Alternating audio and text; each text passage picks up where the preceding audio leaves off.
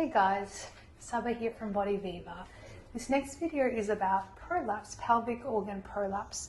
So let's talk about what a prolapse is. So if you imagine the pelvis, side view, front view, top view, your pelvic organs sit there.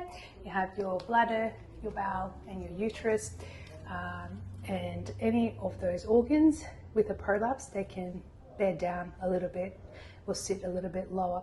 So what holds the pelvic organs in place from the top and sides is fascia, connective tissue, which is strong, and then you've got your pelvic floor muscles sitting underneath supporting it. So there's a lot of reasons why prolapse can happen, and it can happen in men and women. So childbirth, vaginal delivery is a really common one, but it can happen with lack of awareness of pelvic floor muscles, and doing a lot of heavy lifting. And that doesn't mean lifting weights is a bad thing, but just not being aware of your pelvic floor, or having pre-existing issues, or if you just had a child, can be a bit of an issue. So yeah, that bearing down, that pretty much anything where there's increased intra-abdominal pressure pushing down on the pelvic organs. So for example, a job that involves a lot of heavy lifting without having good pelvic floor strength to support those organs.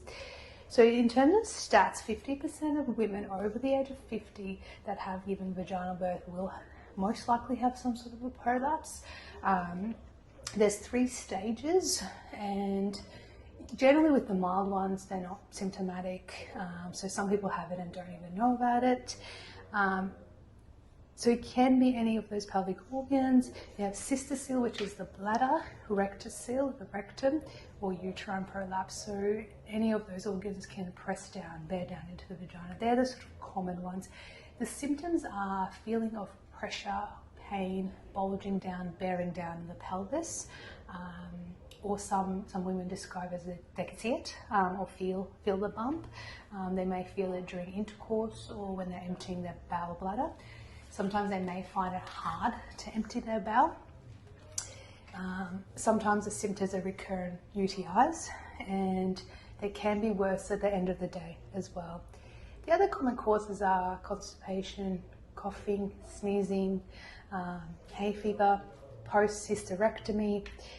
The common treatment for it is being aware of it firstly. So a women's health physio is trained to do an internal examination to actually test for prolapse, and let you know what stage it is and teach you some good bowel and bladder habits.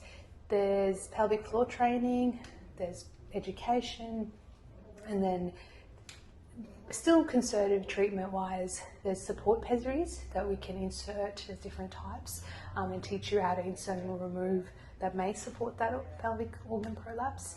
And then with the more severe cases of prolapse, surgery, so we do refer on to a gynecologist. Thank